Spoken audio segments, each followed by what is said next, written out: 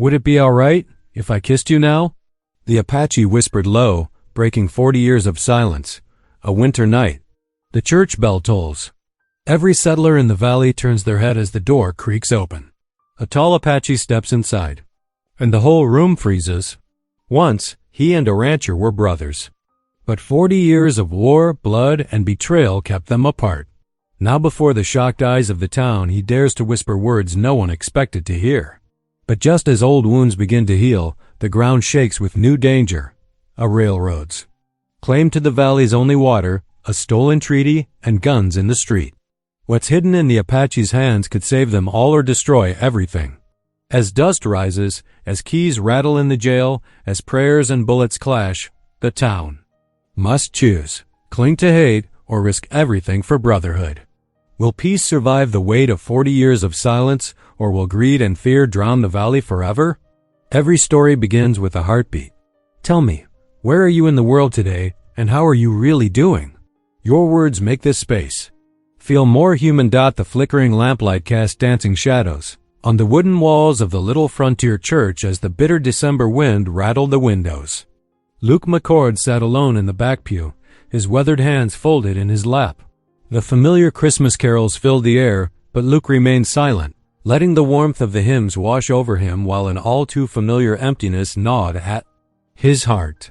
Silent night, holy night, the congregation sang, their voices rising to the rough-hewn rafters.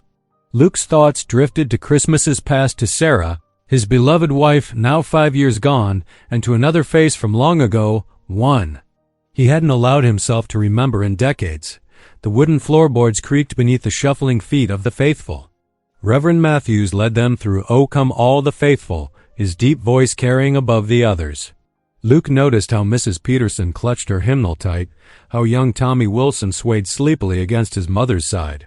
These people were his neighbors, his community, yet tonight he felt separate from them, wrapped in memories like an old blanket that offered little warmth.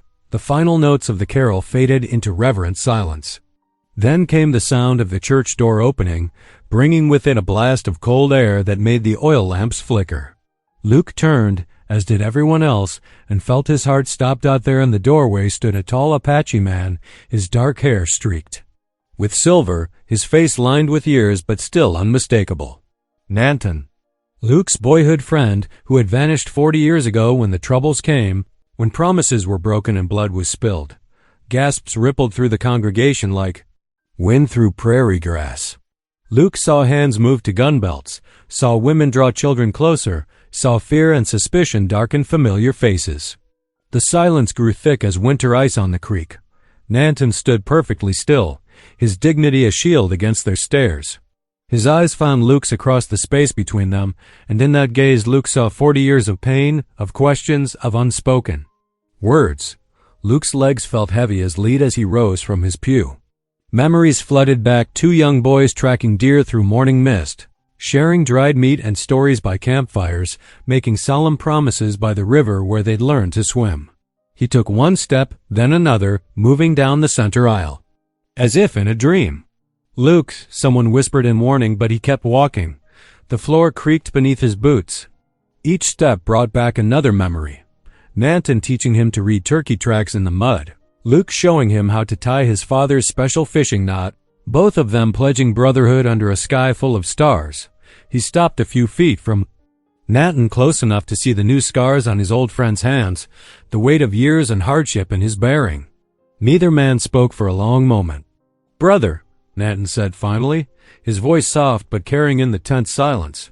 His eyes held Luke's, filled with a mixture of challenge and hope. Luke's throat tightened.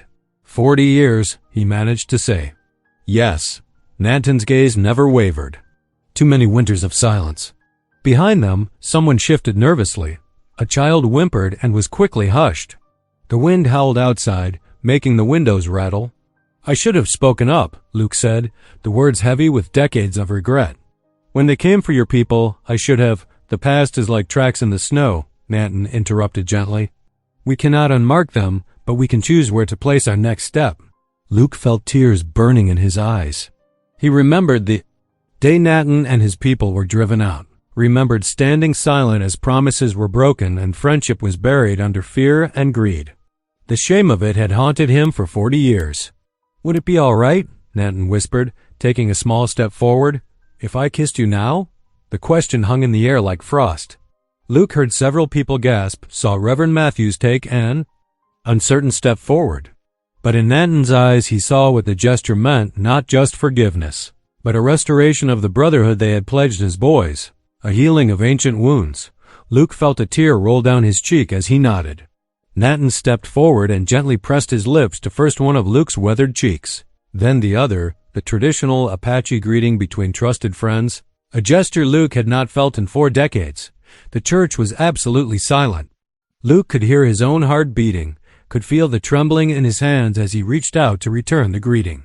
When he drew back, he saw his own tears mirrored in Nanton's eyes. "Welcome home, brother," Luke said, his voice rough with emotion. A few more moments passed in stunned silence before Reverend Matthews cleared his throat. "Well," he said, sounding uncertain but not unkind, "it seems the Lord has brought us an unexpected guest on this holy night." Luke turned to face his neighbors, standing shoulder to shoulder with his long-lost friend. He saw fear warring with curiosity on their faces, saw children peering around their parents with wide eyes, saw hands slowly leaving gun belts as the moments passed without violence. The wind continued to howl outside, but within the little church, something had shifted. Like the first breath of spring after a long winter, hope had entered with Nanton, carrying the promise of healing, of redemption, of bonds restored. On this Christmas Eve, in this sacred space, 2 old friends stood reunited, offering their community a chance to witness what forgiveness looked like when chosen over fear. The congregation filed out of the church into the bitter night, their boots crunching in fresh snow. Whispers carried on the wind as neighbors huddled close, casting wary glances back at the church doors. "My grandpa told me about the Apache raids of '68, Mrs. Peterson muttered, clutching her shawl tight. "Whole families lost, farms burned. Ain't natural, him coming here on Christmas Eve," Tom Wilson added, steering his wife and children toward their wagon. McCord's lost his mind, welcoming that savage. Luke heard their words but chose to ignore them. He gestured toward the fellowship room at the back of the church. "There's coffee still warm on the stove," he said to Nanton. "Reckon we could both use a cup." The fellowship room was small but warm, lit by a single oil lamp that cast long shadows on the plank walls. Luke's hand shook slightly as he lifted the battered coffee pot from the wood stove and poured 2 cups. The familiar aroma of strong black coffee filled the air as he set 1 tin cup before Nanton, who had settled onto a rough wooden bench. They sat in silence for a long moment, steam rising from their cups. Luke studied his old friend's face in the lamplight. The years had carved deep lines around Nanton's eyes and mouth, but his gaze still held the same quiet strength Luke remembered from their youth. "You remember that summer we caught fish with our hands?" Luke finally said, his voice rough with emotion. "Down in Cherry Creek?" A slight smile touched Nanton's lips. "You slipped on the rocks, fell in up to your neck. And you laughed so hard you fell in too," Luke chuckled. The memory hung between them like morning mist, sweet but fragile. Through the frosted windows, small faces appeared, curious children. Pressing close to peek inside, Luke caught glimpses of Tommy Wilson and the Peterson twins, their eyes wide with wonder. Before adult hands pulled them away from the glass, Nanton took a slow sip of coffee. "My people camp in the Canyonlands now," he said quietly. "The winters grow harder each year. Game is scarce, our stores meager." He paused, setting down his cup. "But I did not come here seeking aid. Why did you come?" Luke asked, though something in his heart already knew the answer. "I made a promise," Nanton replied, his dark eyes meeting Luke's. "To my father, before he died, and to myself, that I would find you again, brother. That I would try to rebuild what was broken." Luke's throat tightened. He remembered the day Nanton's father had blessed their friendship, calling them brothers under the same sky. That was before the troubles came, before greed and fear had torn their worlds apart. "You'll stay here tonight," Luke said firmly. "I've got plenty of room at my place and food enough to share." "The town will not approve," Nanton observed, glancing toward the windows where shadows still moved in the darkness. "The town can learn to live with it," Luke replied, His jaw set in determination. They finished their coffee as the lamp burned lower, sharing memories of simpler days, of tracking deer through morning mist, of swimming in sun-warmed pools, of stories told around campfires under star-filled skies. With each remembered tale, the weight of 40 years' silence seemed to lift a little more. The first gray light of dawn was just touching the eastern sky when heavy boots thundered on the church steps. The door burst open, letting in a blast of cold air along with Reverend Matthews and 3 church elders, Tom Wilson, Harold Peterson, and George Stanford. "Luke McCord!" Reverend Matthews' voice boomed in the small room. "You've got some explaining to do." Luke rose slowly from his bench, positioning himself between the men and Nanton. "Reckon I don't owe explanations for offering Christian hospitality on Christmas Eve," he said calmly. "Hospitality?" Harold Peterson spat the word. "To an Apache? Have you forgotten what his people did to this valley?" "I haven't forgotten anything," Luke replied, his voice taking on an edge of steel. "Including the promises we broke, the lands we stole, the treaties we burned." "That's dangerous talk, McCord," Tom Wilson growled, his hand resting meaningfully on his gun belt. Luke stood straighter, his weathered face set with conviction. "What's dangerous is teaching our children to carry on old hatreds. What's dangerous is turning away from a chance at peace because we're too proud to admit our own wrongs." "This man is my brother," Luke continued, his voice rising with emotion. "We grew up together, learned from each other, made vows before God and man. I stayed silent once when I should have spoken up. I won't make that mistake again." Nanton had risen to stand beside Luke, his presence calm but unbending. The church elders shifted uncomfortably, caught between their fear and the undeniable dignity of the 2 old men before them. "Luke," Reverend Matthews said more softly, "the town's scared. People remember the raids, the killings. People remember what they choose to remember," Luke cut in. "But I remember 2 boys who saw no difference between themselves until others taught them to look for it. I remember a friend who came back after 40 years, not for revenge, but for reconciliation." He took a deep breath. "If that ain't the message of Christmas, then I don't know what is." A heavy silence filled the room. Outside, the sun was rising over the snow-covered valley, painting the frost on the windows in shades of pink and gold. The church elders exchanged uncertain glances, their anger wavering in the face of Luke's unwavering loyalty. "You're choosing him over your own neighbors?" Tom Wilson asked, disbelief clear in his voice.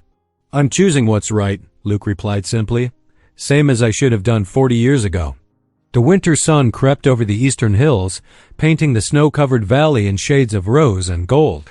Luke and Nanton walked side by side down the town's main street, their boots crunching through fresh snow. The morning air was crisp and still, broken only by the distant crow of roosters and the creak of shop doors opening. Eyes followed them from every window and doorway. Women pulled their children close as they passed. Men stopped their morning chores to stare, hands resting near gun belts. The weight of 40 years of distrust hung heavy in the air. "Folks ain't changed much," Luke muttered, nodding stiffly to Mrs. Peterson as she hurried across the street to avoid them. "Fear rarely does," Nanton replied quietly, his dignified bearing unchanged by the hostile glances. They approached Wilson's Mercantile, its windows already glowing with lamplight. The bell above the door jangled as they entered. Tom Wilson stood behind the counter, his face hardening at the sight of them. "We don't want any trouble here, McCord," Wilson said, his voice tight. "Had enough problems with Indians in these parts." Luke met Wilson's gaze steadily. "We ain't here for trouble, Tom. Just need some supplies. Then you can shop elsewhere." Wilson crossed his arms. "Don't serve their kind here." "Their kind?" Luke's voice carried a dangerous edge. "Nanton's family traded here when we were boys. His father helped your pay build this very counter." "Times have changed," Wilson spat. "Not as much as you might think." Luke pulled out his coin purse. 20 pounds of flour and 10 of beans. "And don't try charging me double like you did the Martinez family last month." Wilson's face reddened, but money was money. He roughly measured out the supplies while muttering under his breath about Indian lovers and traders. Luke paid without comment, dividing the bags between himself and Nanton as they stepped back onto the street. A commotion drew their attention to the railroad depot. A group of well-dressed men had arrived on the morning train, gathering around a table set up outside. A tall man in an expensive coat was unrolling documents while settlers began to cluster around. "Government surveyor," Luke observed, recognizing the official seals on the papers. "With railroad men, by the look of them." They moved closer, joining the growing crowd. The tall man cleared his throat importantly. "Ladies and gentlemen," he announced, "I am Theodore Blackwood, Chief Surveyor for the Western Pacific Railroad Company. I am here to officially record our company's legal claim to water rights throughout this valley." Murmurs of approval rippled through the settlers. The railroad meant progress, prosperity, a chance to ship cattle and crops to eastern markets. "All existing claims will be honored, of course," Blackwood continued smoothly, "but our surveys show the majority of water resources in this region are unclaimed and therefore open for development." "That is not correct." Nanton's voice, though quiet, carried clearly across the crowd. Heads turned, expressions darkening at his presence. Blackwood's polite smile barely faltered. "I beg your pardon?" "The waters of this valley were claimed long ago," Nanton said, reaching into his leather vest. "By treaty and by law." The crowd shifted uneasily as Nanton withdrew an oilskin-wrapped package. Luke felt tension crackling in the air like before a storm. "What's he talking about, McCord?" Tom Wilson demanded. "You letting him make trouble?" "Let's see what he has to say," Luke replied firmly. He turned to Nanton. "Show us." "Not here," Nanton said, glancing at the hostile faces surrounding them. "At your ranch?" Luke nodded, understanding. "Mr. Blackwood," he called out, "if you're interested in existing claims, I reckon you'll want to see this. My place is just outside town." The surveyor hesitated, then nodded curtly. "Very well. Jenkins, bring the documentation." He gestured to one of his assistants. The walk to Luke's small ranch was tense and silent. The morning sun had burned away the dawn's rosy glow, leaving the landscape stark and white. Luke's modest house sat at the valley's edge, weathered wood, silvered by years of sun and snow inside. Luke quickly built up the fire while Nanton carefully unwrapped the oilskin package on the kitchen table. Blackwood and his assistant watched intently as an aged map emerged, its careful markings still clear despite decades of safekeeping. "This is the original treaty map," Nanton explained, his fingers tracing ancient waterways. "Signed by both Apache leaders and government representatives in 1838. It shows all water rights and land claims agreed upon." Luke leaned in, amazed by the detail. He recognized landmarks he'd known since childhood, now marked with both English and Apache names. The careful lines showed creek beds, springs, and water rights clearly divided between settlers and native peoples. Blackwood's face had grown, increasingly pale as he studied the map. This changes everything," he muttered to his assistant. "The company's claims are built on stolen land," Nanton finished quietly, "on broken promises. These rights were never formally surrendered," Luke added, beginning to understand. "Which means legally, the Apache claims still stand," Blackwood confirmed grimly, "though the company won't accept this without a fight." Word spread quickly through town. By midday, a crowd had gathered outside Luke's house, their angry voices carrying through the walls. Luke could make out Tom Wilson's voice above the others, stirring up old fears and resentments. 40 years we've worked this land," Wilson shouted. "Built homes, raised families. And now some Indian map is going to take our water?" "The map doesn't take anything," Luke called back from his doorway. "It just shows what was already there, what was promised." "And you're backing him on this?" Wilson demanded. "Against your own neighbors?" Luke looked at the faces before him, people he'd known for decades, children he'd watched grow up. Then he glanced back at Nanton, who stood quietly by the map that proved his people's rights had never truly been lost. "I'm backing the truth," Luke said firmly. "Same as I should have done 40 years ago, same as we all should do now." The crowd's angry muttering grew louder. Blackwood slipped away with his assistant, no doubt heading to telegraph the railroad company. The battle lines were being drawn, not with weapons this time, but with papers and promises and the weight of long-buried truths. The old treaty map lay on Luke's kitchen table, its carefully drawn boundaries a testimony to agreements made and broken. Now it had emerged from its oilskin wrapping to stir up trouble, or perhaps justice, in the valley once more. The winter darkness settled early around Luke's ranch house. Inside, a fire crackled in the stone hearth, casting dancing shadows on the walls. Luke stirred a cast-iron pot hanging over the flames, the rich aroma of venison stew filling the small room.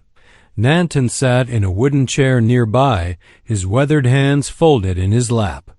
The firelight deepened the lines around his eyes as he watched his old friend tend the pot.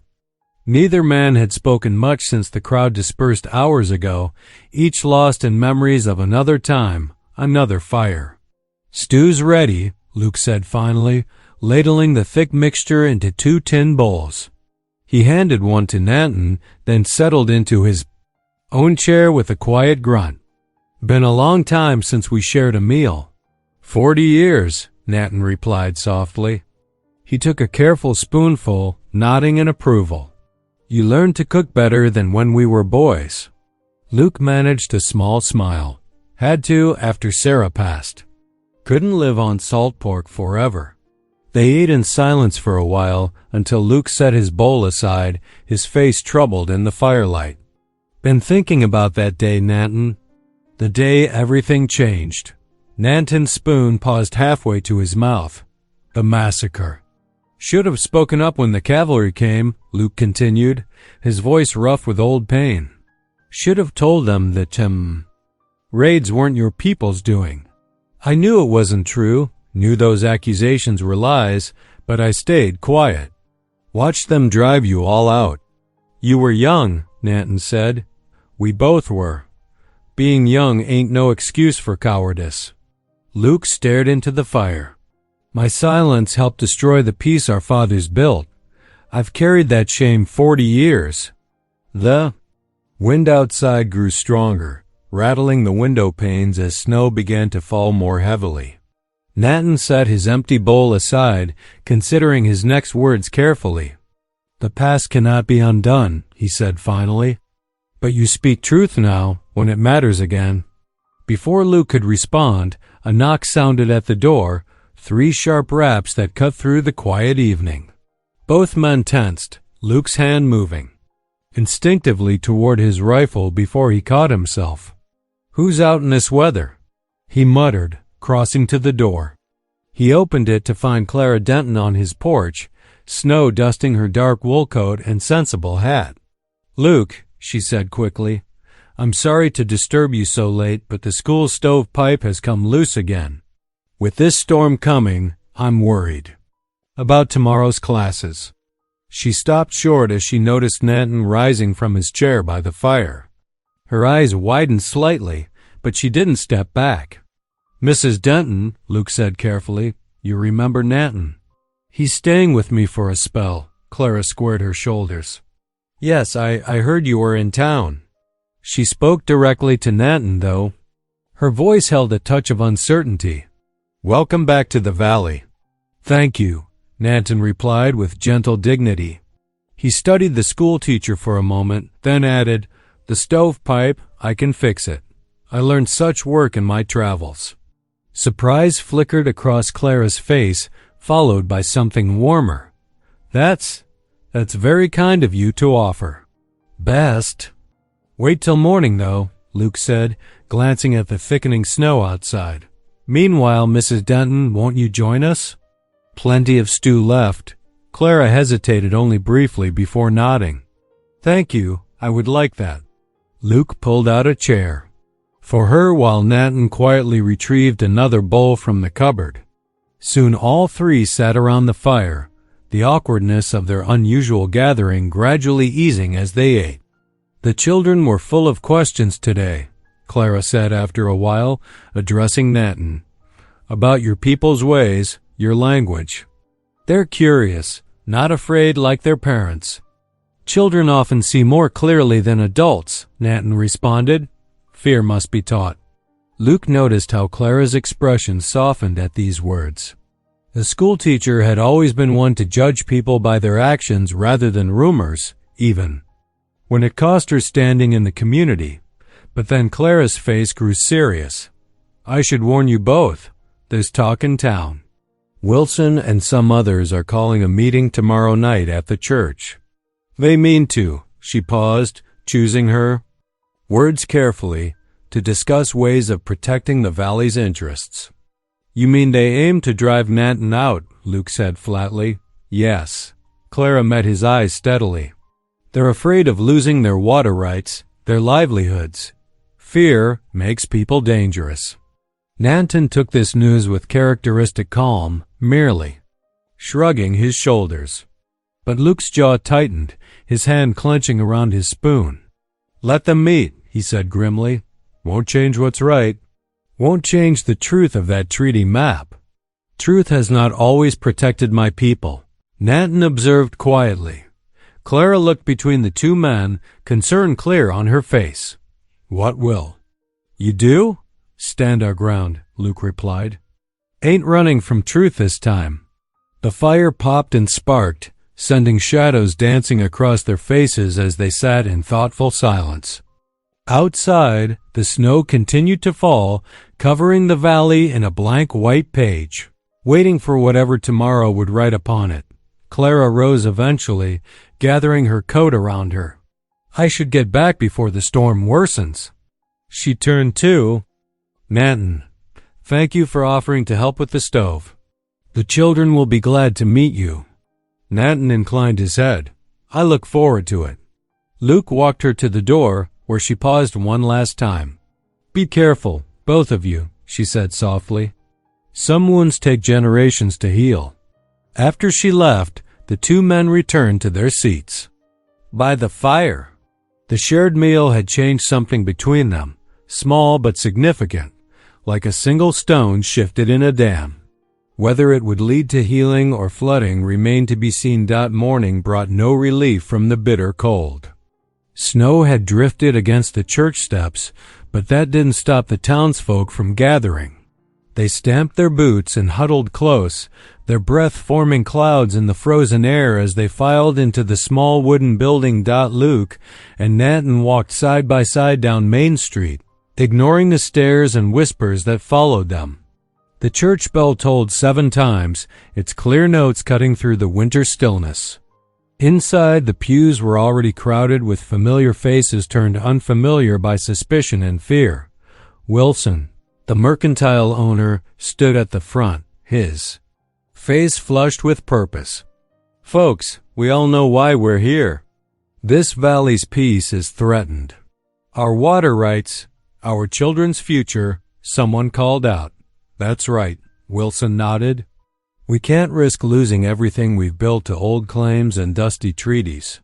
Luke felt the weight of dozens of eyes upon him as he and Nanton took seats near the back.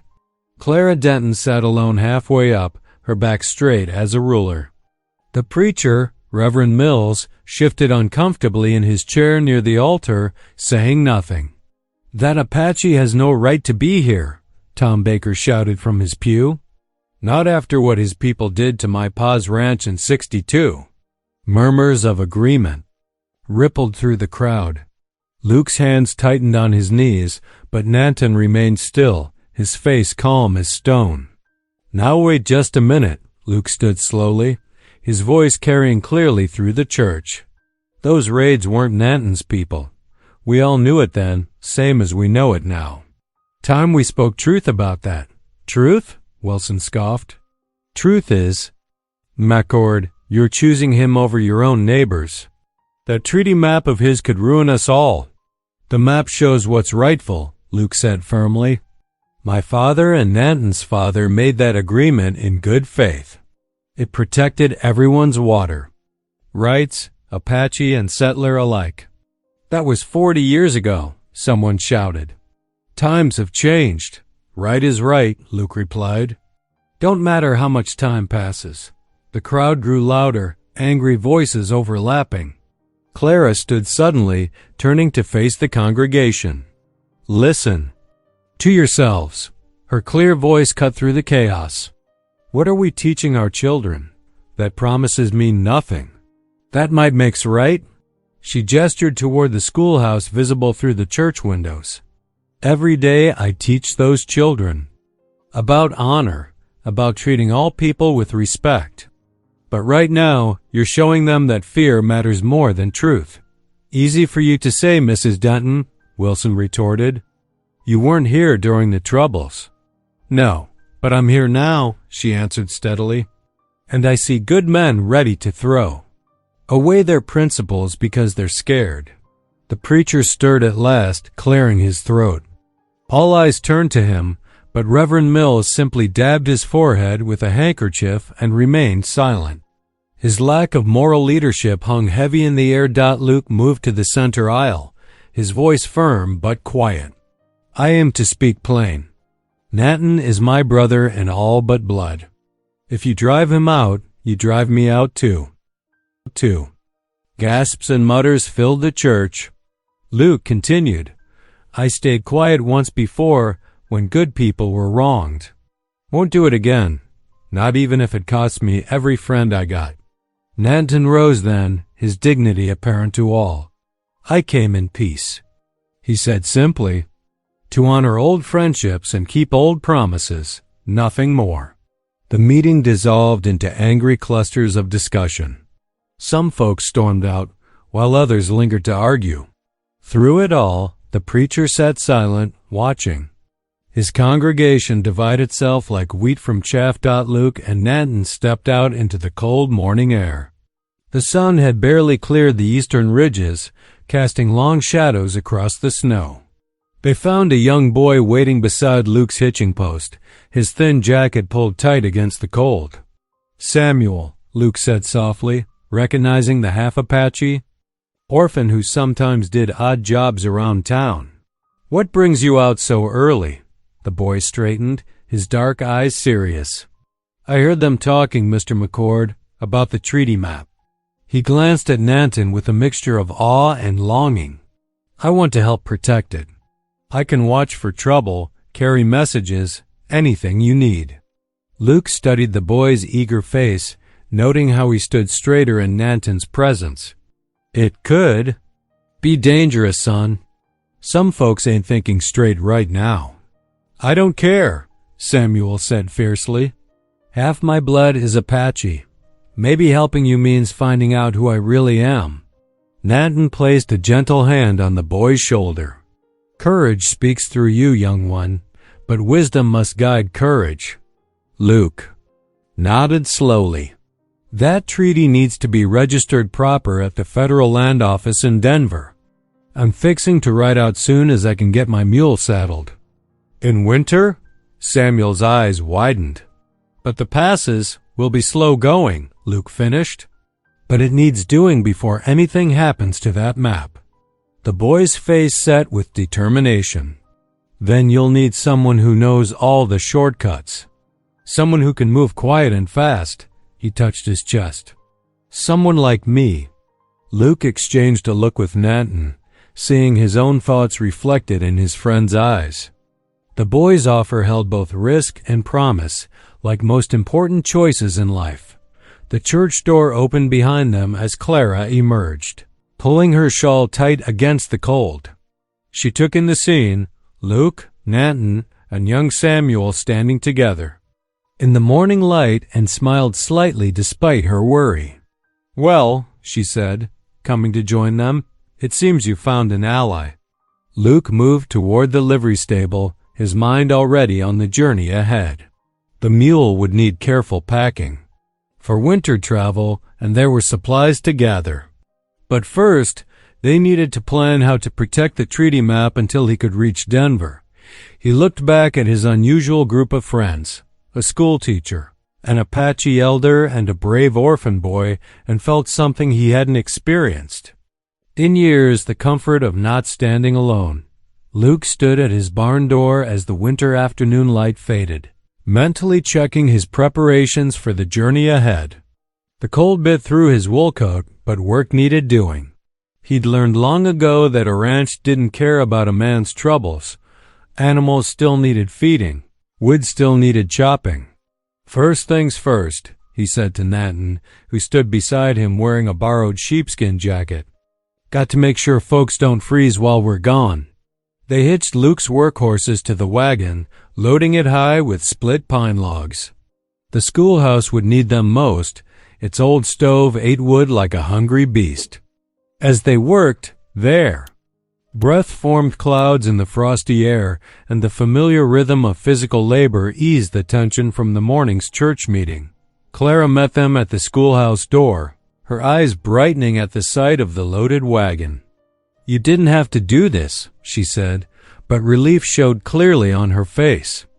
"Ain't right for children to learn their letters with cold fingers," Luke replied, as he and Nanton began stacking wood along the building's eastern wall. Samuel appeared from somewhere, eager to help despite his small size, carrying one piece at a time with determined steps. Through the schoolhouse windows, several students watched wide-eyed as Nanton worked. When he caught their gaze, he gave a slight bow, causing them to duck away with embarrassed giggles. Clara noticed and smiled. "Those children," she said quietly to Luke, "they ain't born knowing how to hate. That gets taught." Luke nodded, remembering his own childhood friendship with Nanton. "Maybe it can get untaught too." Their next stop was Widow Jensen's place on the edge of town. Her husband had died in the summer, leaving her with 3 young ones to feed. Luke had been bringing her supplies regular-like, but worried about her. Managing alone while he was gone. As they unloaded food from the wagon, flour, beans, salt pork, and a precious jar of honey, Mrs. Jensen stood in her doorway, twisting her apron in her hands. Her eyes darted nervously between Luke and Nanton. "Mr. McCord," she started, her voice trembling slightly, "I heard what happened at church this morning." Luke braced himself for more rejection, but she surprised him. "My Thomas, before he passed," she continued softly, "he always said you were the most honest man in the valley. If you say this Apache gentleman is trustworthy," she straightened her shoulders, "well, that's good enough for me." Nanton inclined his head respectfully. "Your children will not go hungry, widow woman. This I promise." They made several more stops, delivering wood and food to those who needed it most. Word spread through town of their actions. Luke noticed subtle changes in how people reacted to them. Fewer turned their backs, some even managed slight nods of acknowledgement. It wasn't friendship, but it was a start. The sun was setting when they returned to Luke's ranch. Samuel had stayed with them all day, working tirelessly despite his youth. Now he sat at Luke's kitchen table, devouring a bowl of beans and cornbread. Like only a growing boy could. "You got folks looking after you, son?" Luke asked, watching the boy eat. Samuel shrugged. "Mrs. Denton lets me sleep in the schoolhouse when it's cold. I do odd jobs for meals mostly." Luke and Nanton exchanged glances. Such arrangements might work in warm weather, but winter in the high country was another matter entirely. "Reckon you'll stay here while I'm gone," Luke said firmly. "Nanton can teach you proper tracking, and you can help Clara keep an eye on things." The boy's face lit up, but he tried to hide his excitement behind a serious nod. "Yes, sir." "I won't let you down." As darkness fell, they gathered around Luke's fireplace. The flames cast dancing shadows on the walls as Luke bowed his head in prayer. His words were simple but heartfelt. "Lord," he began, "give us strength to do what's right, even when it ain't easy. Help us remember we're all your children, red and white alike, and watch over this boy you've sent our way." When he finished, he noticed Nanton watching him thoughtfully. The Apache's dark eyes reflected the firelight as he spoke. "Among my people," Nanton said, "we have ways of greeting that show kinship. When two are as brothers, they touch foreheads and share breath, the same breath that the Creator gave all living things." Luke remembered suddenly 2 boys by a creek making solemn vows of brotherhood under an endless sky. "Like we did that summer day," he said softly. "Brothers under heaven," we said. "You remember."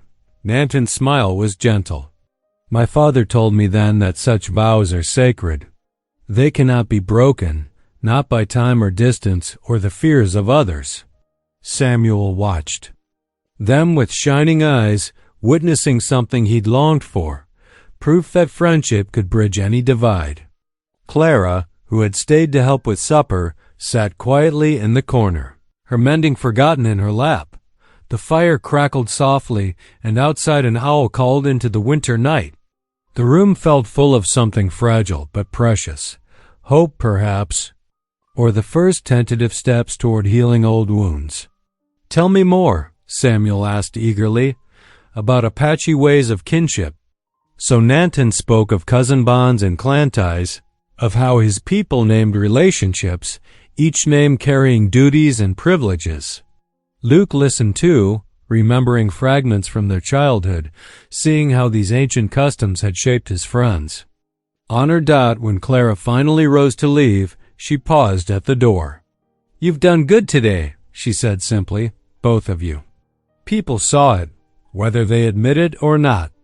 After she left, they banked the fire for the night. Samuel curled up in a blanket near the hearth, already half asleep.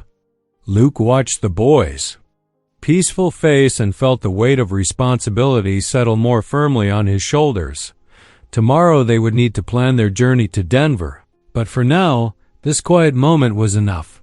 A small family of sorts gathered in warmth while winter pressed against the windows.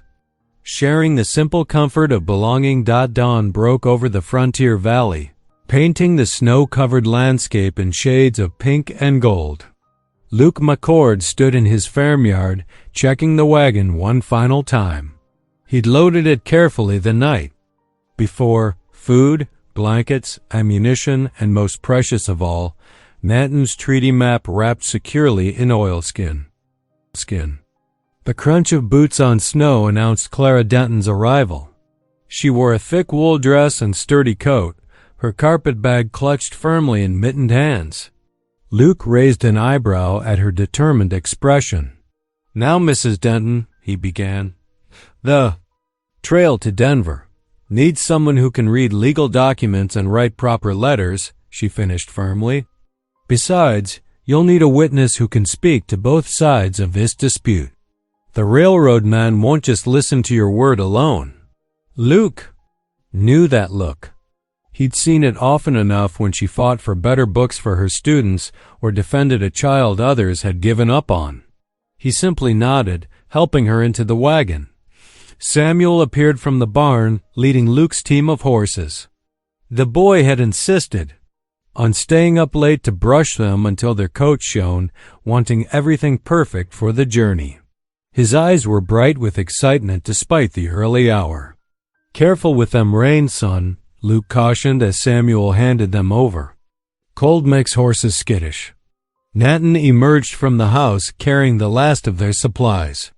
He wore the borrowed sheepskin jacket and a wool scarf Clara had insisted on lending him. The Apache's face was unreadable, but Luke noticed how his friend's eyes constantly scanned the horizon, alert for trouble.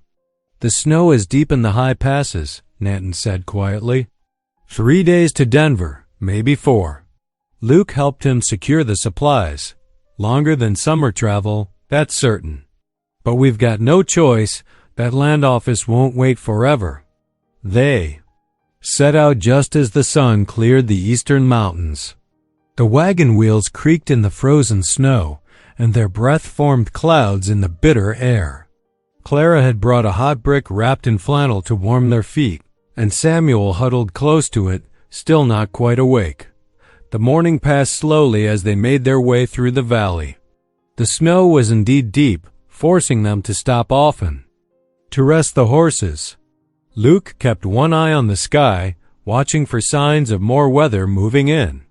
Beside him, Nanton sat silent but alert, occasionally pointing out deer tracks or the passage of wolves. Clara produced bread and cheese around noon, insisting they all eat to keep up their strength. As they shared the simple meal, she pulled out a small notebook and began recording their journey. "Someone needs to document everything properly," she explained, her pencil moving steadily across the page. Dates, distances, witnesses, it all matters when dealing with government offices. Samuel watched her write with fascination. Could you teach me to write that neat, Mrs. Denton? Once we're back, you'll be in school proper, she replied firmly. No more odd jobs instead of learning. The boy's face lit up at this promise of normalcy, of belonging somewhere. The afternoon brought harder going as they began to climb into the foothills. The horses strained against the deeper snow, and everyone but Samuel took turns walking beside the wagon to lighten the load. The boy protested, but Luke insisted he stay in the wagon, knowing the deep snow would exhaust his shorter legs quickly. Approached faster than Luke would have liked. The temperature dropped sharply, and the wind picked up, cutting through their heavy clothes. Nanton pointed to a stand of pines ahead. The line shack, he said, 1/2 mile. Luke nodded gratefully. He'd used the crude shelter before, a simple cabin maintained by cattle ranchers for their cowboys. It wasn't much, but it would be warmer than camping in the open. They reached the shack just as true darkness fell, while Luke and Nanton tended. To the horses in the lean-to, Clara and Samuel got a fire going in the small stone fireplace. Soon, the single room began to warm, and the smell of coffee filled the air. Samuel sat cross-legged by the fire, watching the flames dance. His young face was thoughtful in the flickering light. "Mr. McCord," he said suddenly, "can I ask you something?" "Course you can, son. Why'd you do it?" "Stand up for Nanton at church, I mean. You could have lost everything, your friends, your place in town, everything." The room grew quiet. Even Clara stopped writing to listen. Luke was silent for a long moment, stirring the fire with a stick. "Because God gave me another chance to stand where I failed before," he finally said, his voice rough with emotion. 40 years ago, I watched my best friend's people driven from their homes. I said nothing, did nothing. Been carrying that shame ever since." He looked up at Nanton. "The good book says if you have a chance to do right and don't do it, that's sin. I aim to do right this time, no matter the cost." Nanton said nothing, but moved to stand behind Luke's chair. His hand came to rest on Luke's shoulder, a gesture that spoke volumes in its silent gratitude. The two men stayed that way for a long moment, while the fire crackled and Samuel watched with shining eyes.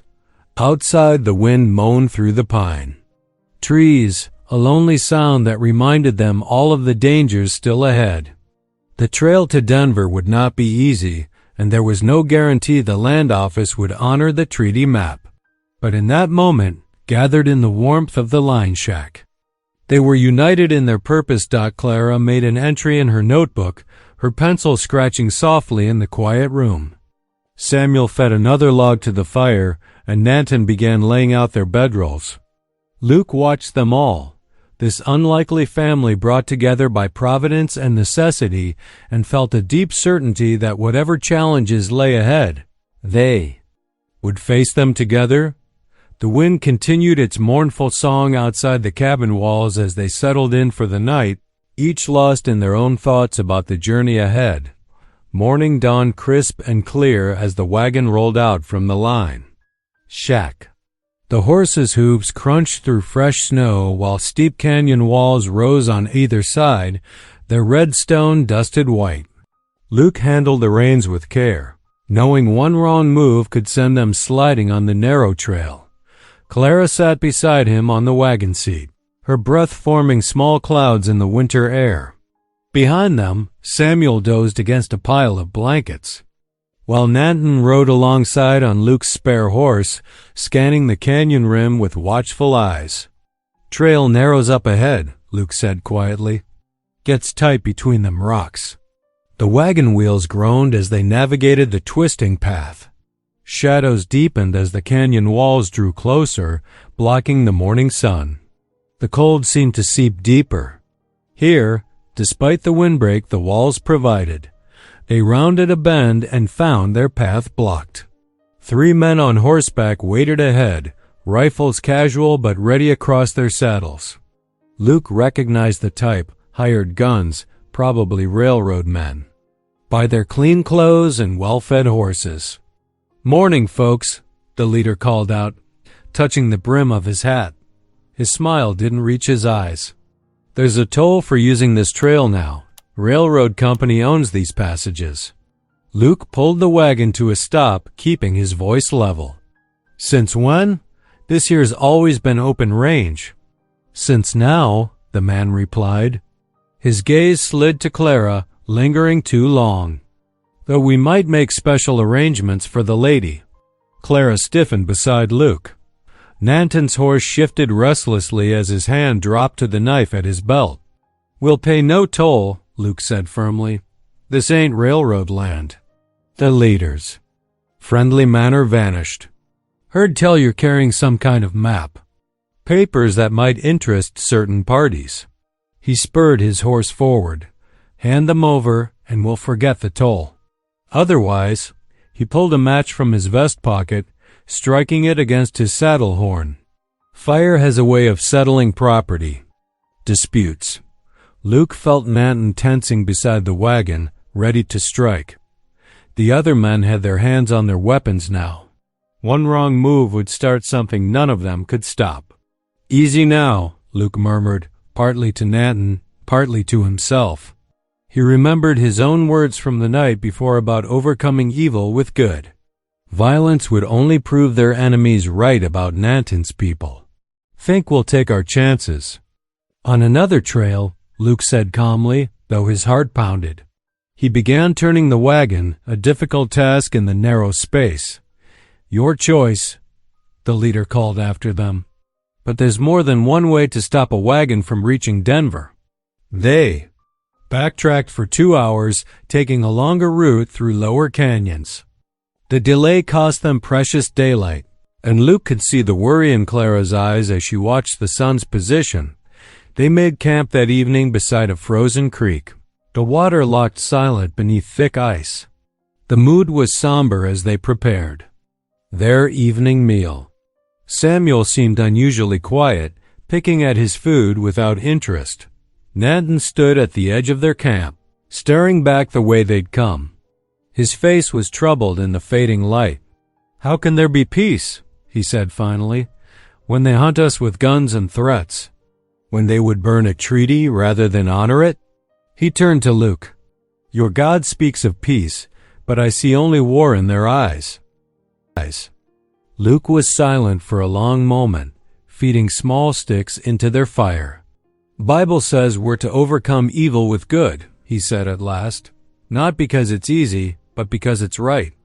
Because hatred just makes more hatred, like a poison in the heart." "Your wisdom is good," Nanton replied. "But will it keep us alive to reach Denver?" Before Luke could answer, Clara called out in alarm. Samuel had slumped over by the fire, his face flushed with fever. They rushed to the boy's side.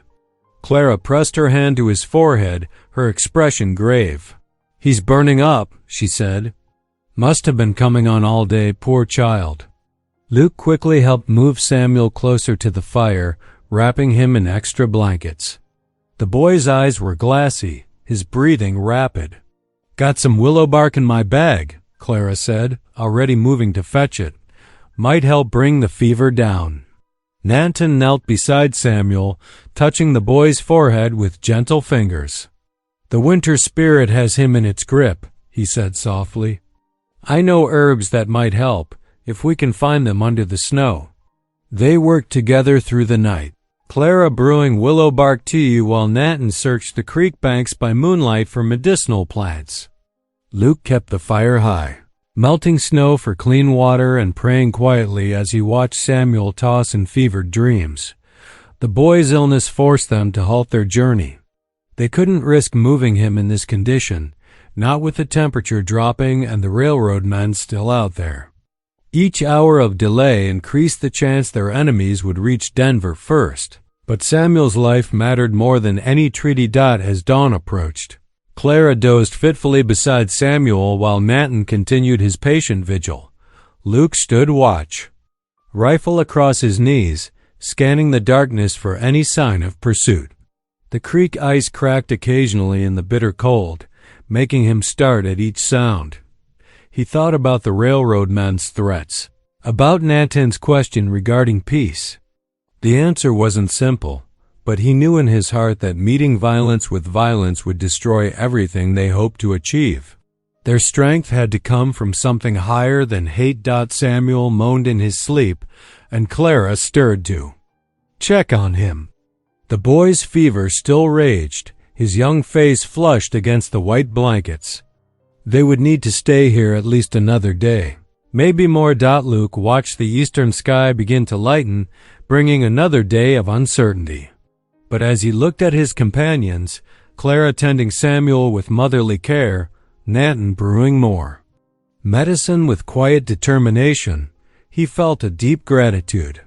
Whatever dangers lay ahead, they would face them together with mercy rather than malice in their hearts. The morning wind whispered through the canyon, carrying the bite of winter and the weight of their choices. Samuel's fever showed no sign of breaking as the sun rose over their anxious camp. Clara dabbed Samuel's forehead with a cool cloth as the morning sun filtered through the canyon walls. The boy's fever still burned hot, his breathing shallow and quick. She had used the last of her willow bark, and nothing seemed to break the fever's hold. Luke stood from where he'd been crouching beside them. "There's a homestead about 3 miles east," he said, adjusting his coat. "The widow Patterson might have medicine, maybe even some quinine." "Be careful," Clara warned, glancing at the sky. "Storm's brewing." Nanton nodded in agreement. "I will stay with the boy. The winter spirit must not take him." Luke mounted his horse and rode out, following the creek's winding path. The wind had picked up, carrying the scent of snow. He urged his horse faster, worried about leaving the others exposed, but knowing Samuel needed help soon. The Patterson place came into view after an hour's hard riding, a neat cabin with smoke curling from the chimney. Martha Patterson was hanging, washed despite the cold when Luke rode up. "Luke McCord?" She squinted at him. "What brings you out in this weather?" "Got a sick boy back in the canyon," Luke explained quickly. "Fever's got him bad. Hoping you might have quinine, maybe come help?" Martha didn't hesitate. "Let me get my medicine chest and some extra blankets." She disappeared inside, emerging moments later with a cloth bag and heavy quilt. "My Tom had the fever last winter. I know what's needed." They rode double on Luke's horse, Martha holding tight as they picked their way back through the canyon. The sky had darkened further, promising snow before nightfall. Back at camp, they found Clara singing softly while Nanton knelt beside Samuel, his deep voice carrying an ancient melody in his own tongue. The boy tossed restlessly under the blankets. Martha went straight to work, mixing quinine powder with water.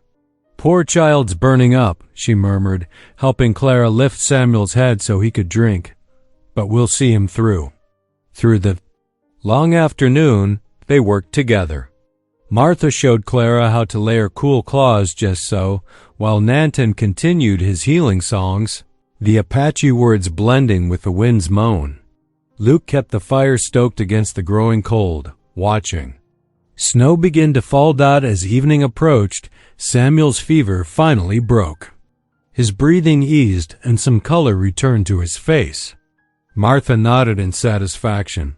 "He'll sleep now." Real sleep, not fever dreams. They shared a simple meal of beans and coffee, Martha asking no questions about their unusual group. As they ate, Luke found himself studying the firelight on their faces, Clara's gentle determination, Martha's practical kindness, Nanton's quiet strength. After Sarah died, Luke said suddenly, surprising himself, "I thought that was the end of everything good. Couldn't see past the empty house, the lonely meals." He paused, stirring his coffee. "But God has his own ways of reminding us life ain't finished. Sometimes he sends exactly the people we need." Nanton touched Luke's shoulder lightly. "The Great Spirit works through many hands," he said. "Even those others would keep apart." They waited 2 more days until Samuel was strong enough to travel. Martha rode back home but returned with more supplies and medicine, just in case. When they finally broke camp, the boy was pale but sitting up in the wagon, wrapped in Martha's quilt. They pressed on slowly through the snow-dusted landscape. Samuel gained strength each day, though they stopped often to rest. On the 5th night, they reached the settlement of Pine Creek just as the sun was setting. Light spilled from the small wooden church, and the smell of cooking drew them near. Inside they found tables laden with food, the community's epiphany. Feast in full swing. The room went quiet as they entered, conversations faltering at the sight of Nanton. But Reverend Miller stepped forward, hands extended in welcome. Come, come. There's plenty for all. The wise men traveled far to share their gifts. Surely we can share our table. The settlers made space, though some moved their chairs back. Clara helped Samuel to a seat while Luke and Nanton found places at the end of a long table. The silence felt thick enough to cut with a knife. Then Martha Patterson's voice rang out from the doorway. Is that Luke McCord? Slide over, Mary Jenkins, and make room for me next to them. I've got a story to tell about this bunch. She settled herself at their table and began passing dishes, chattering about how they'd nursed Samuel through his fever. Other voices gradually joined in, asking questions, offering food. A little girl shyly brought Nanton a piece of pie. Slowly, cautiously, laughter began to cross between tables. Samuel told a story about his first attempt to ride a horse, making both settlers and Nanton smile.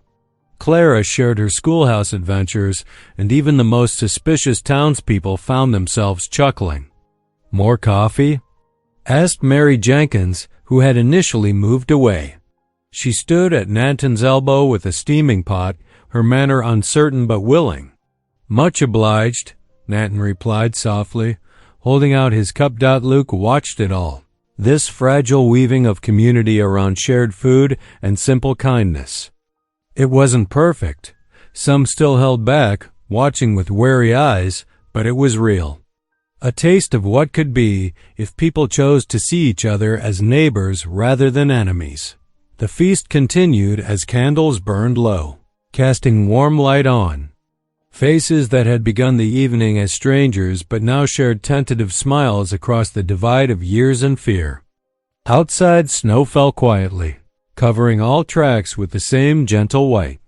The morning dawned crisp and clear as they bid farewell to the Pine Creek settlement. Frost glittered on bare branches, and their breath made clouds in the cold air. Luke guided the wagon along the narrow trail while Clara checked their supplies one last time. Samuel, still wrapped in Martha's quilt, dozed against Nanton's shoulder. Reckon we'll make good time today, Luke said, squinting at the sun. The path ahead curved through a stand of thick pines, their trunks casting long shadows across the snow. The first shot cracked through the morning silence like thunder. Their horses reared, whinnying in terror. Luke barely had time to grab the reins before more gunfire erupted from the trees. Clara screamed as bullets splintered the wagon side. Samuel tumbled backward as Nanton shoved him toward cover. Get down. Luke shouted, but it was too late. Too late. Men in dark coats emerged from the pines, rifles raised. Luke recognized the railroad enforcers from the canyon, at least 6 of them now, led by a tall man with a silver watch chain glinting at his vest. That's far enough, the leader called. Out. We'll be taking that treaty map now. Luke reached for his own gun, but a rifle butt crashed against his temple. He sprawled in the snow, vision blurring. Through the ringing in his ears, he heard Clara's frightened gasp and Samuel's muffled cry. Run! Nanton shouted to them. Hide yourselves. Clara grabbed Samuel's arm and dragged him toward the thick brush beside the trail. 2 men started after them, but their leader barked. Leave them. We got what we came for. Luke tried to push himself up, but boots slammed into his ribs. Again and again they kicked, until he tasted blood in the snow. Somewhere above him, he heard the sound of chains rattling. "Got him secured, boss," someone called out. Luke managed to lift his head. Through swollen eyes, he saw Nanton struggling against iron shackles as two men held him. His friend's face was already bruising, but his eyes burned with silent fury. The leader stepped forward, pulling apart the wagon's contents until he found the oilskin packet containing the treaty map. He smiled, tucking it into his coat. "Take the Indian to the jail in Miller's Fork," he ordered. "Make sure he's charged with theft and assault." "That should keep him quiet." "You can't," Luke gasped out. The treaty. Another kick silenced him. He could only watch helplessly as they dragged Nanton away, his friend's moccasins leaving deep furrows in the blood-stained snow. The sound of hoofbeats faded into the distance, leaving nothing but the bitter wind and his own ragged breathing. Luke wasn't sure how long he lay there before Clara and Samuel crept from hiding. Their faces were pale with shock as they helped him sit up. Every breath sent daggers through his chest. "We have to get help," Clara whispered, her voice trembling. "You need a doctor." Luke shook his head, though the movement made the world spin. "Need to get to the church," he mumbled. "Got to pray. Got to find strength. You can barely walk." Clara protested, but Luke was already struggling to his feet. Samuel rushed to support him on one side while Clara took the other. Together they half-carried him back toward Pine Creek, leaving the ruined wagon behind. Each step was agony, but Luke kept moving. He'd failed Nanton once before, 40 years ago. He couldn't fail him again. The little church stood empty when they reached it, morning sunlight streaming through its windows. Luke stumbled to the altar and collapsed to his knees, body shaking with pain and exhaustion. "Oh God," he whispered, "I ain't strong enough for this." They took him, took everything. Clara sank into a pew behind him, tears streaming down her face. "What can we do now?" she asked. "They have the map. They have Nanton. It's all lost." Samuel stood in the aisle, his young face tight with anger and fear. "We can't give up," he said. "We can't." But Luke could barely hear them over the roaring.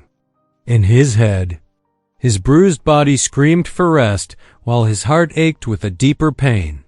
Somewhere, Nanton sat in chains, his brother, his friend, silenced once more by the same hatred that had torn them apart decades ago.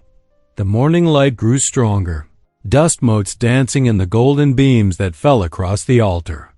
Luke pressed, his forehead against the rough wood, feeling every wound, every year of regret.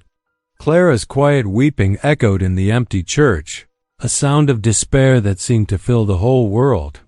Nanton's voice, usually so strong and steady, would now be stilled behind iron bars. The treaty map that could have brought justice was gone, carried away in the pocket of a man who saw only profit, not people. Luke's fingers gripped the altar rail until his knuckles went white. The pain in his body was nothing compared to the weight crushing his spirit. They'd come so far, dared to hope so much. Now it felt like all their dreams of reconciliation lay shattered in the blood-stained snow behind them. Clara moved to kneel beside him, her hand gentle on his shoulder. "What do we do now?" she whispered again, but Luke had no answer. In the silence of the little church, their fragile victory lay in ruins, and the darkness seemed complete. Samuel stood watch at the window, his small figure silhouetted against the morning light.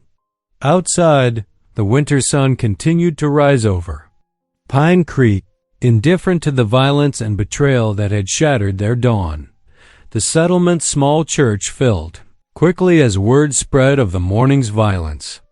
Lantern light flickered across worried faces as neighbors crowded the wooden pews. Luke sat near the back, every breath a reminder of his bruised ribs. Clara had wrapped his injuries as best she could, but pain still radiated through his chest.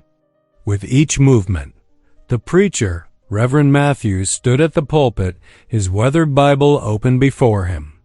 "Brothers and sisters," he began, "we gather tonight in troubled times." Luke lifted himself slowly from the pew, steadying himself against the rough wood. Heads turned as he made his way forward, his boots scuffing against the floorboards. Samuel, sitting beside Clara, reached out to help him, but Luke shook his head gently. "Reverend," Luke's voice was hoarse but carried in the hushed sanctuary, "if I might speak to the congregation?" The preacher nodded, stepping aside. Luke gripped the pulpit, his knuckles white with the effort of standing straight. The lamplight caught the bruises on his face, the dried blood at his temple. 40 years ago," he began, "I watched in silence as soldiers drove the Apache from their hunting grounds. I stood by while my childhood friend Nanton and his people were forced from land that was rightfully theirs." His voice cracked. "I did nothing, said nothing. That silence has haunted me every day since." The congregation stirred uncomfortably. Some looked away, others met his gaze with growing understanding. Today, those same dark forces struck again. Men who care nothing for justice or human dignity stole proof of Apache water rights and dragged my brother Nanton to jail on false charges. Luke's hands trembled on the pulpit. "But this time, my silence ends." Tears rolled down his weathered cheeks as he continued. "I've carried this guilt for too long. When I was young, I chose safety over righteousness, chose acceptance over friendship, chose sin over God's command to love my neighbor." He drew a shuddering breath. "I ask forgiveness from the Lord, from Nanton's people, and from all of you for my cowardice." A heavy silence fell over the church. In the front pew, Clara wiped her eyes with a handkerchief. Samuel sat straight-backed, his young face fierce. With emotion, then something unexpected happened. Reverend Matthews stepped forward, his own face twisted with inner turmoil. "I too must confess," he said, his voice quavering. 20 years ago, I blessed a company of soldiers heading out to," he swallowed hard, "to massacre an Apache camp. I told myself I was serving God, but I was serving hatred instead." The preacher's shoulders shook as he continued. "I have carried that shame in secret all these years. Tonight, I ask God's forgiveness and the forgiveness of our Apache brothers and sisters." He turned to Luke. "And I ask forgiveness from you, Brother McCord, for my coldness these past days when you showed us the better path." Murmurs rippled through the congregation. Several older men removed their hats, heads bowed in reflection. A woman in the third row began to weep softly. Clara rose from her seat, her voice clear in the charged atmosphere.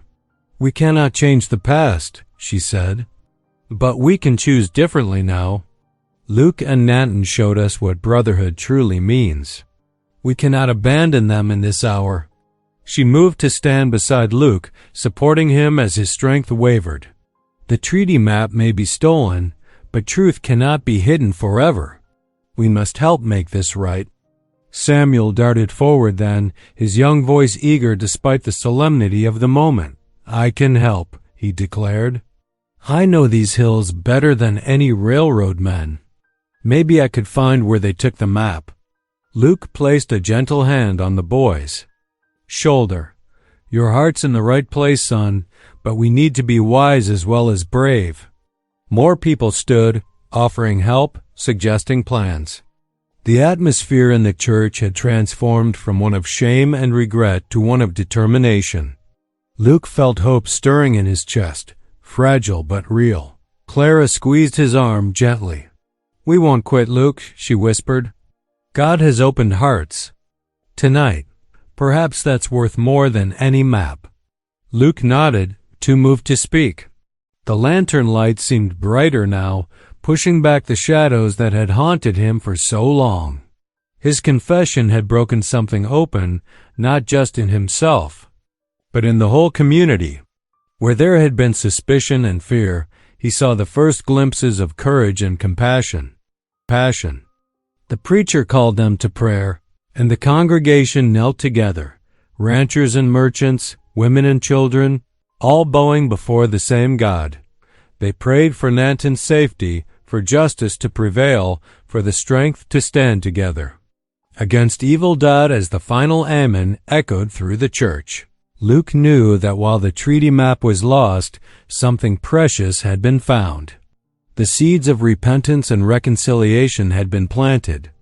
Now they had to nurture them with action, proving their words with deeds. The evening's gathering slowly dispersed into the cold night, but the warmth of shared purpose remained. Tomorrow would bring new challenges, new battles to face. But they would face them together, their silence finally broken, their hearts open to a better way. The moon hung low over the settlement, casting long shadows across the empty street. Clara pulled her shawl tighter against the midnight chill as she and Samuel crouched behind stacked crates near the railroad office. Her heart thundered in her chest, but her voice remained steady as she whispered to the boy, "Remember, Samuel, quick and quiet. If you hear anything, I'll slip out the back window," Samuel finished, his young face serious in the darkness. "Like smoke on the wind, just as Nanton taught me."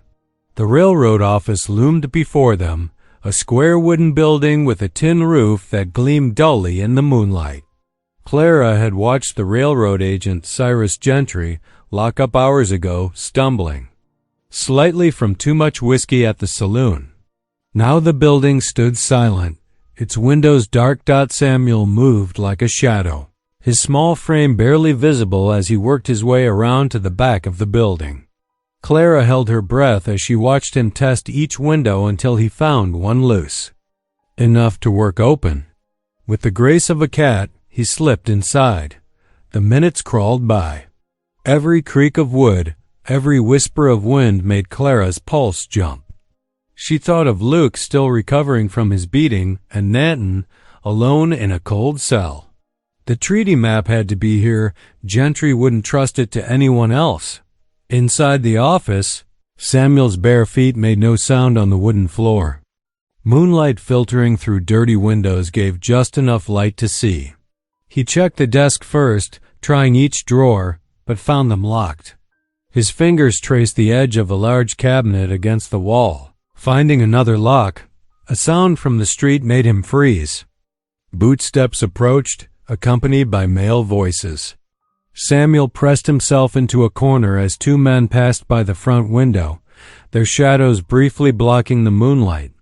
Only when their footsteps faded did he dare move again.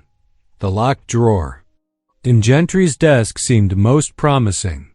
Samuel retrieved a wire from his pocket, a trick he'd learned in harder times, and worked it carefully into the lock. His tongue stuck out slightly as he concentrated, feeling for the mechanism inside. The lock clicked open. Samuel's hands trembled as he searched through papers, maps, and documents. There wrapped in oilskin, just as he remembered. The treaty. Map. More voices outside. The door handle rattled. Samuel clutched the map to his chest and slipped behind a filing cabinet just as the door swung open. Light from a carried lantern spilled into the room. Two railroad men stumbled in, laughing about something. They moved to the desk, searching for a bottle. "Swear I left it right here," one muttered. Samuel hardly dared breathe. The men were between him and both windows. He pressed himself smaller, praying they wouldn't search the office thoroughly. Found it. The first man pulled a whiskey bottle from a shelf. They took long drinks, then, mercifully, headed back out into the night. Samuel counted to 100 before moving. Quick as thought, he slipped to the window and out into the darkness, the precious map secured beneath his shirt. Clara nearly cried out with relief when she saw him emerge. They hurried through back alleys and gardens, not slowing until they reached the church. Only then did Clara pull Samuel into a fierce hug. "You brave, brave boy," she whispered. They waited until first light to approach Luke's room at the boarding house. He answered their soft knock quickly, as if he hadn't slept at all. His face was still bruised, but his eyes cleared instantly when Samuel pulled out the oilskin package. "The treaty," Luke breathed. His hand shook as he took it, checking that the contents were undamaged. Tears welled in his eyes as he pulled both Clara and Samuel into an embrace. Thank God for you both." Clara helped Luke strap on his gun belt, her movements gentle around his injuries. He winced but stood straighter, determination hardening his features. Time to end this. The sun was just cresting the eastern hills as they made their way to the jail. Luke limped but kept a steady pace, Clara and Samuel flanking him protectively. A few early risers stopped to watch their progress, word spreading quickly through the settlement. They found Reverend Matthews already waiting outside the jail, Bible in hand. The preacher's face was solemn but resolute as Luke approached. "Brother McCord," he said quietly, "I thought you might come at dawn. I'll stand with you." Luke nodded gratefully as more townspeople gathered. The sheriff emerged onto the jail's small porch, one hand resting near his gun. "What's all this about?" he demanded, though his voice lacked conviction. Luke held up the treaty map. "This is about justice, Sheriff. This proves the Apache water rights. Nanton's arrest was false, and you know it." The sheriff's face reddened. "Now see here, McCord. No, you see here." Reverend Matthews stepped forward, his voice carrying to the growing crowd. "If you hold Nanton, you hold me too. I'll share his cell gladly before I watch another injustice done in God's sight." Murmurs of approval rippled through the onlookers. Clara saw faces she recognized: the baker, the blacksmith, farmers and merchants she'd known for years. They were nodding, moving closer, forming a wall of support behind Luke. Samuel stood tall beside Clara, his young face shining with pride as he watched the community come together. The same people who had once shunned him for his Apache blood now stood ready to defend his people's rights. The sheriff looked increasingly uncertain as more settlers joined the crowd. Luke's voice cut through the morning air, clear and strong despite his injuries. "We've all been silent too long, Sheriff. The violence stops here. The hatred stops here. Release my brother." The crowd pressed forward, and Clara saw the moment. The sheriff's resolve crumbled. He turned and barked orders at his deputy. Minutes later, Nanton emerged from the jail, blinking in the morning light. The Apache's face remained composed, but his eyes held wonder as he took in the scene, Luke standing proud despite his wounds, Clara and Samuel beaming, the preacher with his Bible, and behind them, a town united at last in the cause of justice. Dawn had truly broken over the settlement. And with it, the long night of prejudice began to fade. The sheriff's shoulders slumped in defeat as he faced the determined crowd. With slow, deliberate movements, he unlocked Nanton's cell. The Apache man stepped into the morning light, his dignity intact despite days of confinement. Nanton's dark eyes found Luke's, and without hesitation, he crossed the distance between them. Their hands clasped firmly, brothers reunited. Though both men bore the marks of recent violence, Luke's face still bruised, Nanton's wrists raw from shackles, their spirits remained unbroken.